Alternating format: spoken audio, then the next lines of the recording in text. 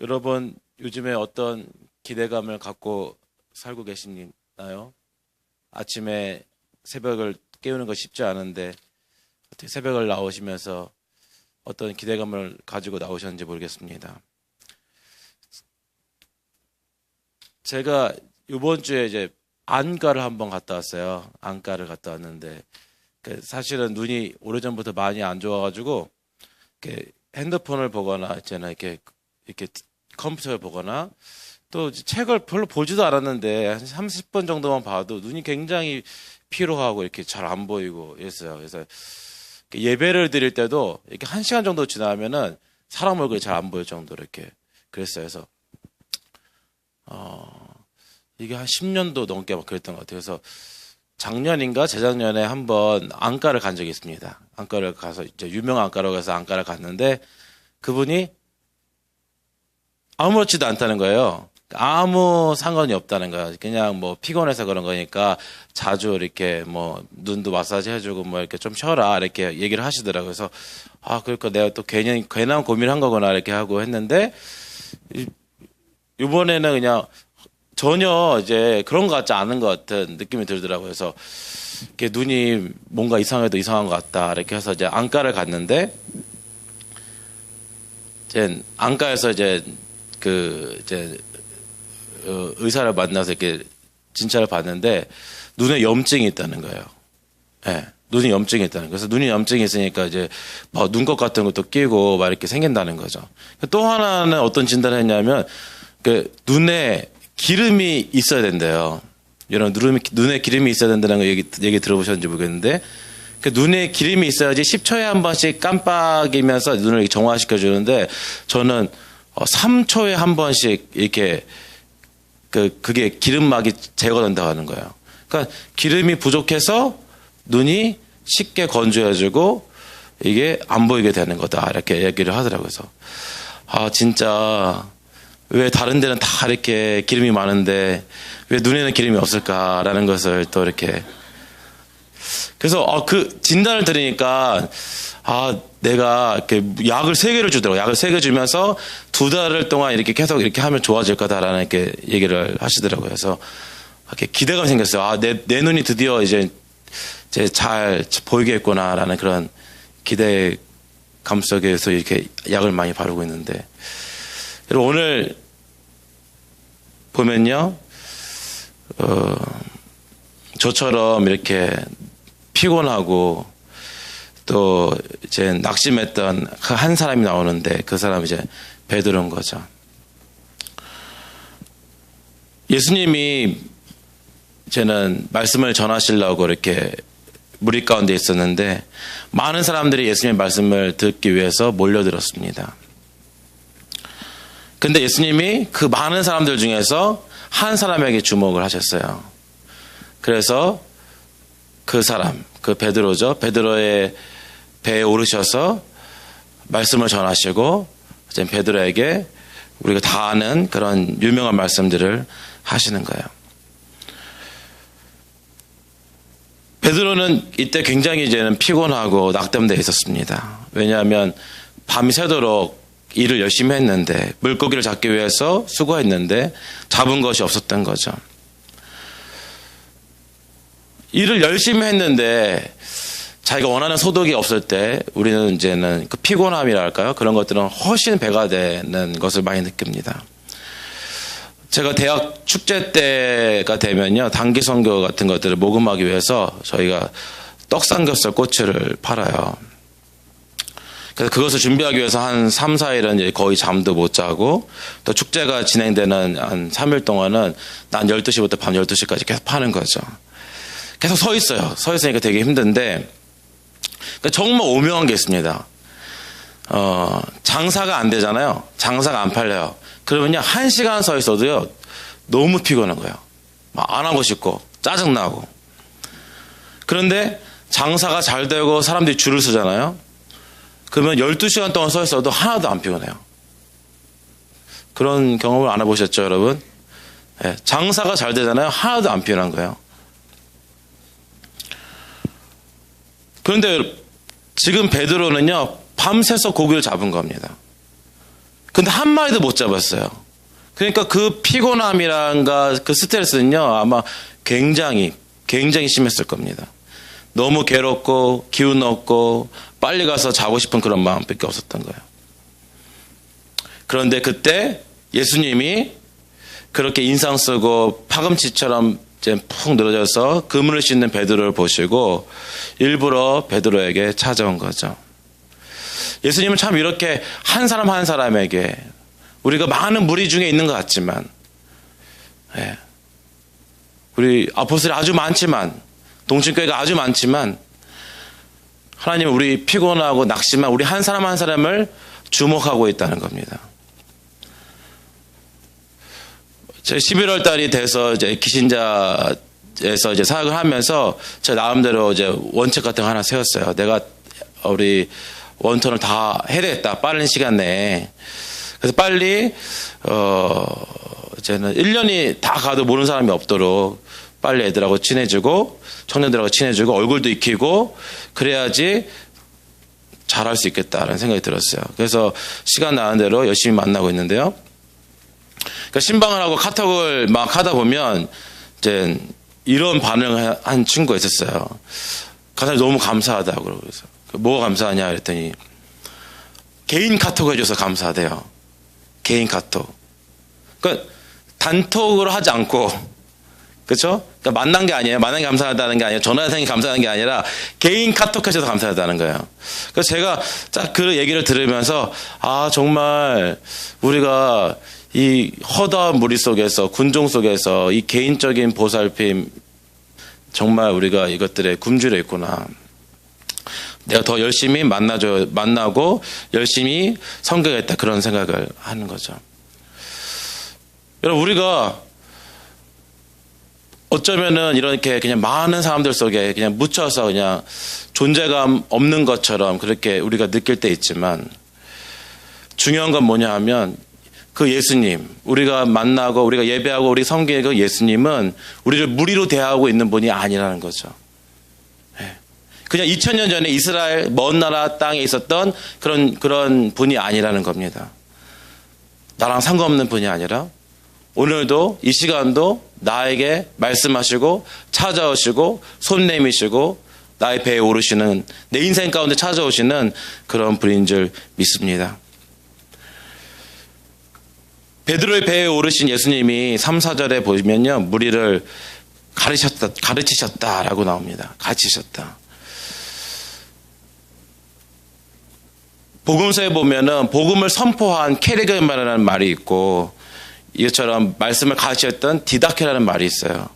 근데 이 말씀은 뭐냐면요. 디다케를 말씀하고 있는 건데 하나님께서 예수님께서 말씀 한 구절 한 구절을 풀어서 해설해서 가르치셨던 걸 얘기하는 거죠. 그러니까 말씀을 한 절 한 절 가르치시고 해석하면서 뭐 일종의 사명례를 하셨다고 이렇게 볼 수 있는 겁니다. 이런 많은 그런 사람들이 우리가 예배 때 은혜 받았다. 아, 내가 정말 오늘 너무 큰 은혜를 받았다는 얘기를 많이 해요. 근데 사실은 그게 진짜 은혜인가라는 것들 우리가 한번 생각해 볼 때가 있습니다. 아, 저거 정말 저 친구가 은혜 받은 건가? 근데 어떤 때는 그 은혜가 우리가 은혜라고 말하지만 은혜가 아닐 때가 많더라고요. 근데 진짜 은혜일 때가 있어요. 진짜 은혜. 그 은혜는 뭐냐 하면 말씀에 반응할 때.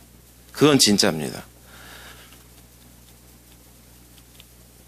말씀의 자리를 사모해서 큐티를 하기 시작하고 그리고 그 말씀과 씨름하고 그 말씀을 적용하면서 하나님을 배워나가는 것. 그건 진짜 은혜의 시작인 거죠. 예배를 사모하지 않았던 사람이 예배를 사모하게 되고 설교에 반응하게 되고 이제 자기 삶의 그런 주제들이 대화의 주제들이 말씀 얘기를 많이 하는 거예요. 그러면 진짜 은혜를 받기 시작한 겁니다.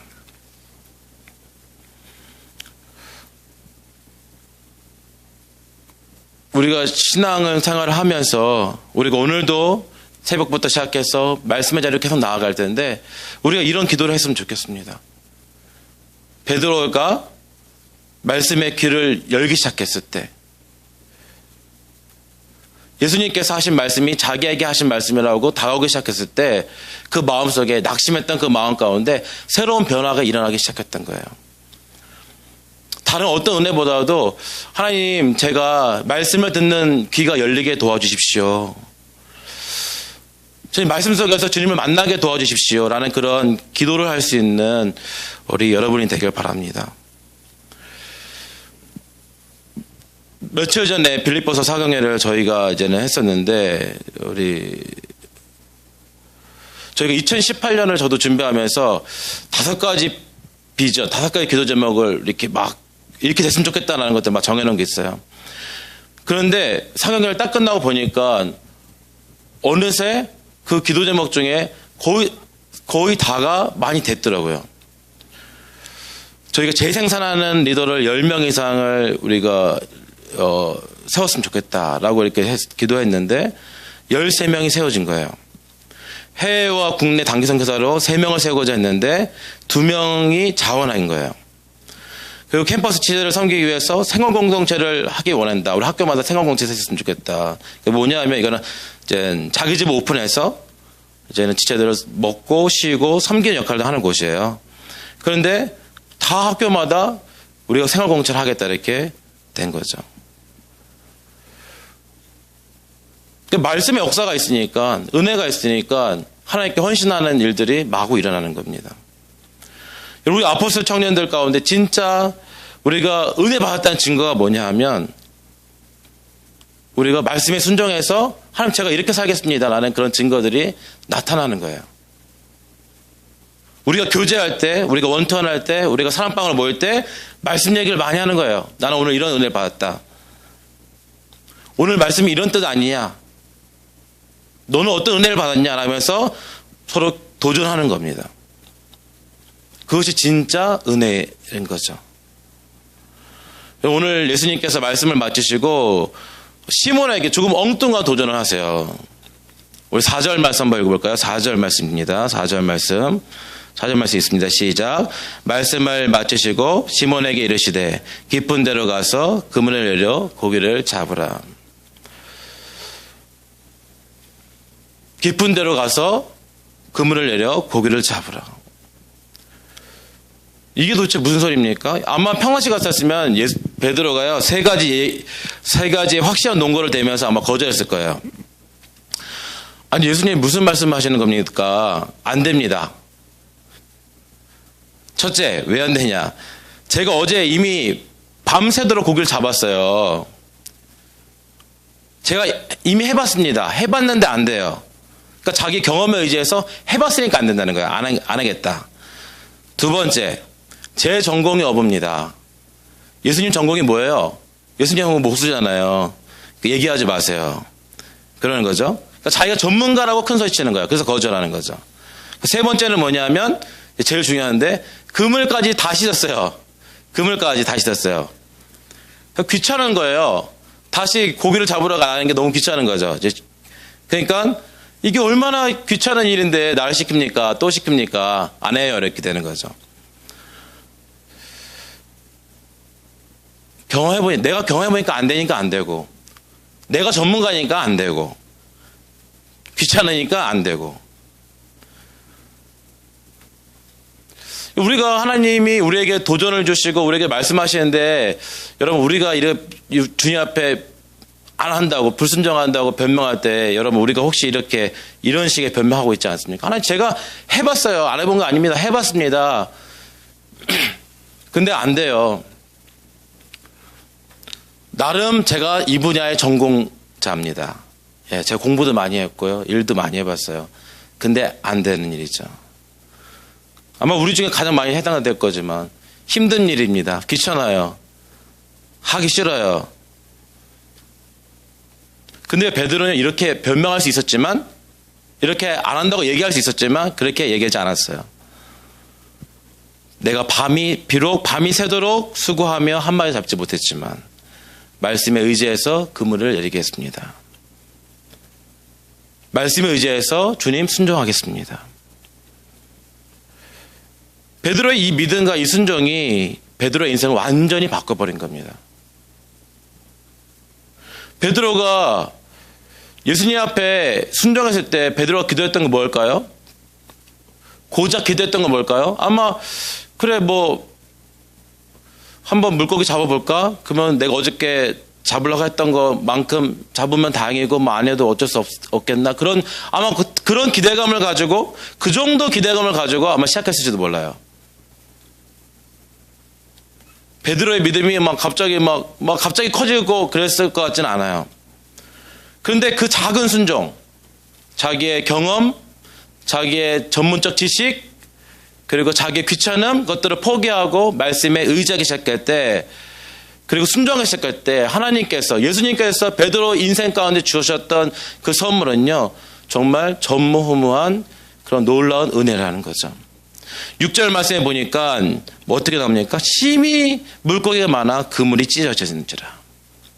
7절에 혼자서 감당이 안 서서 와서 도와달라 하니 2배의 채움에 잠기게 되었다. 8절에 이를 보고서 베드로가 예수님 무릎 앞에 엎드려 꿇게 되는 역사가 나타나게 됐어요. 9절에 보니까 자기 및 자기와 함께 있는 모든 사람이 그 고기 잡힌 것 때문에 깜짝 놀라게 된 거죠. 10절에도 보면 야고보와 요한도 놀랐다는 얘기가 나옵니다. 그러니까 6절부터 10절까지는요 계속 놀란 거야. 이런 일은 없었다. 어떻게 이런 일이 일어나냐? 어떻게 그물이 찢어지냐? 나 혼자 감당할 수 없어서 다른 사람까지 불러서 도와달라 할 만큼 배에 가득 채워야 되고, 나도 놀라고 베드로도 놀라고 주변 사람도 놀라고 다 놀라는 그런 일들인 거예요. 베드로가 기도했던 거는요 아주 작은 것일 수 있었어요. 그냥 오늘도 하루 먹을 것을 하나님께 주셨으면 나는 그것을 족한다라는 기대감으로 어쩜 했는지 모릅니다. 하지만 그 순종의 결과, 말씀에 의지해서 순종의 결과는요 정말 놀랐던 거죠. 정말 말도 안 되는 기적이 눈앞에 펼쳐지게 된 겁니다. 여러분, 오늘 본문에서 우리 주님이 우리에게 말씀하시는 건 뭐냐면요, 내가 의지하는 게 뭐냐라는 것을 묻고 있는 거예요. 내가 의지하는 것, 내가 오늘도 움직이고 하는 그것이 뭐냐. 내 경험 의지하고 있는가? 환경과 조건을 의지하고 있는가? 내 지식을 의지하고 있는가? 아니면 나는 말씀을 의지하고 있는가? 내 의지하는 거 내려놓고 내가 자랑하는 지식과 경험, 그런 편견들 내려놓고 순전하게 말씀 앞에 순종할 때, 말씀을 의지할 때 이전에 한 번도 경험하지 못했던 그런 풍성한 주님이 우리의 인생을 채우게 되실 줄 믿습니다. 여러분, 얼마나 많은 사람들이 어쩌면 이 자리에 나온 우리들 중에 오늘도 낙심하고 오늘도 피곤하고 한숨도 못 자고 나온 분들이 있는지도 모르겠어요. 여러분, 이 시간 우리 기도할 때에 주님, 피곤하고 낙심한 제 인생 가운데 베드로가 찾아오셨던 것처럼 제 인생에도 찾아와 주십시오. 제 빈 그물 같은 인생을 주님, 당신의 은혜로, 당신의 역사하심으로 채워주십시오. 저도 하루하루 살아가는 인생이 아니라 예수님께 붙잡힌 그런 비전의 인생이 될 수 있도록 하나님 도와주십시오. 하나님, 오늘 주일인데 낙심한 채 돌아가지 말게 하시고 제 영혼 가운데 살아계신 주님의 은혜로 풍성하게 채워지는 역사가 나타날 수 있도록 도와주십시오. 베드로가 순종하지 않았다면 베드로는 그냥 낙심한 채로 돌아갔을 겁니다. 순종하지 않았다면 정말 그 인생 가운데 아무 일도 일어나지 않을 거예요. 근데 여러분, 우리가 오늘 순종하면 우리의 모든 편견과 지식과 경험들 다 내려놓고 주님께 순종한다면 우리 오늘 주님 집에 돌아갈 때 주님께서 우리를 빈 그물로 돌려보내지 않으실 겁니다. 우리 함께 기도할까요? 주님, 저는 지치고 힘듭니다. 열심히 하고 있지만 주님, 공허하고 버겁습니다. 주님, 제게도 찾아와 주십시오. 베드로에게 찾아오셨던 주님, 제게도 찾아와 주십시오. 그리고 말씀을 듣는 귀를 허락하여 주시고 말씀을 깨닫고 위대한 순종을 할 수 있도록 도와주십시오. 우리 한번 다 같이 기도하도록 하겠습니다.